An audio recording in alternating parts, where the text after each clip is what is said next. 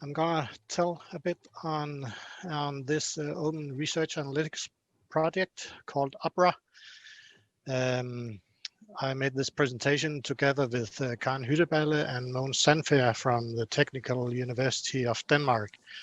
I'm from Aalborg University, Denmark, and Mogens is the PI of the project, and Karen is the project leader and project manager.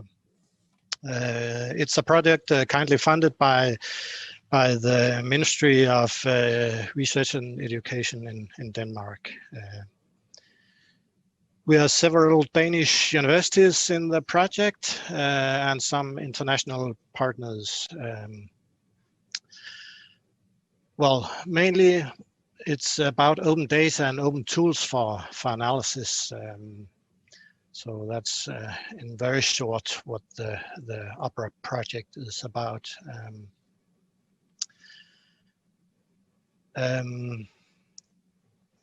Our motivation is well, it's coming from the open science agenda.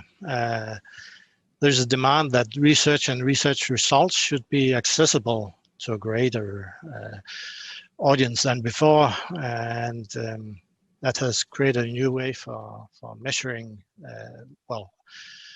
and assessing research. New incentives and measurement tools should be implemented is one of the pillars in the research, open science agenda. We have some aims. We want to work with good global data. Can we find high quality global data? We want to include SSH, humanities and social sciences. We want to find new tools and concepts, open systems, because it's open science, and we want to reach out broadly.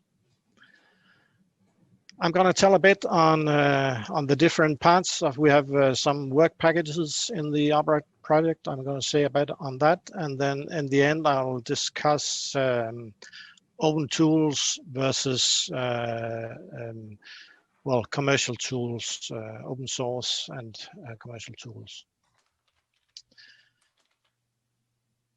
Yeah, one of the work packages has been working with this research analytics platform, and the question was how may a university set up a system to gain continuous insights about its research, and that was solved in this research analytics platform, where we use Vivo to build a platform. You can compare it to a light version of Insights or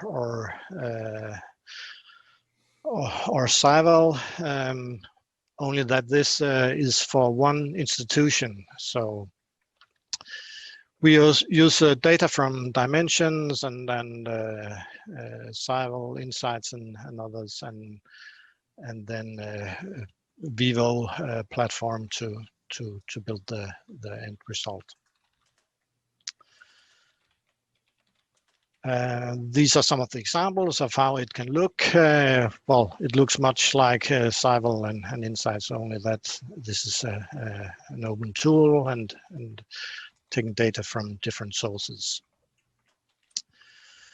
One thing in the wrap is that well, you don't have departments, and that's always in Insights and in Cyval. You can work with universities, and it's more difficult to go a level down to departments, and that's solved in this tool with taking ORCIDs from researchers at the university and connecting them to departments, and then we have a definition of which department researcher is connected to. We want to include humanities, so several reviews have been made in one of the work packages, and we made the NORA. It's well, the RAP, the Research Analytics Platform, that was focused on only one institution. This NORA is on to giving a complete picture over Denmark, universities in Denmark. Yes, again, dimensions data and from other sources.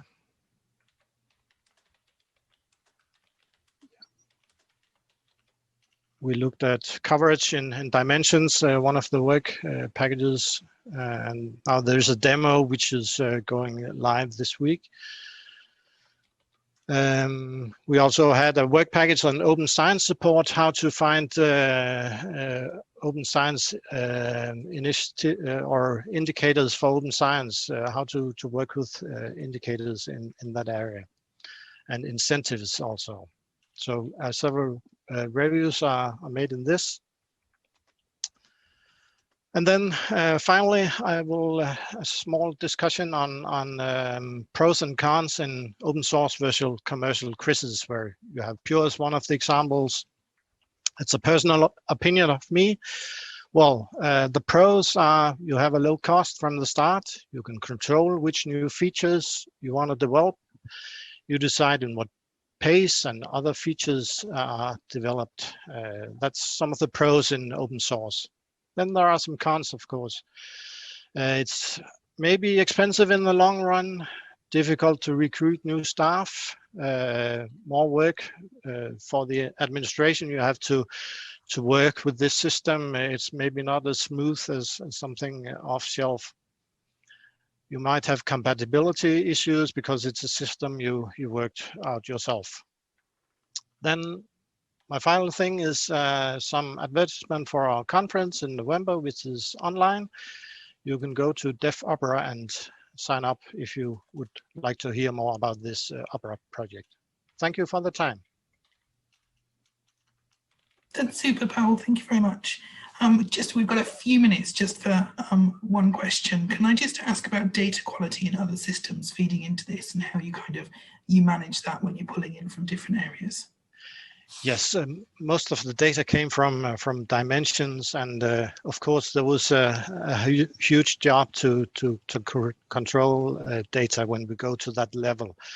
So I think, well, not remembering all numbers, but I think in general you could have 80 to 90% accuracy from when you took the numbers from dimensions. And did you do any work to improve that data once you pulled it in, or were you just working with what you had and recognizing that it wasn't? We tried to solve some of the issues there, yeah, and of course some of the ideas went back to dimensions to improve their work also. So you mentioned using ORCIDs as well. I assume then, do you have a high number of academic staff who do have ORCIDs and use them, or was that something again that you had to build up the data set to be able to use? In general, in Denmark, there is a high number of researchers with ORCIDs. Of course, if you want to do something on department level, you need everyone to have one. So at the Technical University of Denmark, they said, well, these departments who wanted to take part of this, they should all have an ORCID, and they should also look after the quality there to ensure that everything was right. So that's, well, you have the open source, but there's still some work for researchers and also administration. And so to me, my personal opinion is still that there's money to be spent and time to be spent also in open source. You have the flexibility, and you can decide new features more than you can in commercial systems, but not everything is bright red. That's great, thank you. I think that's a good point to leave it. Thank you very much for that.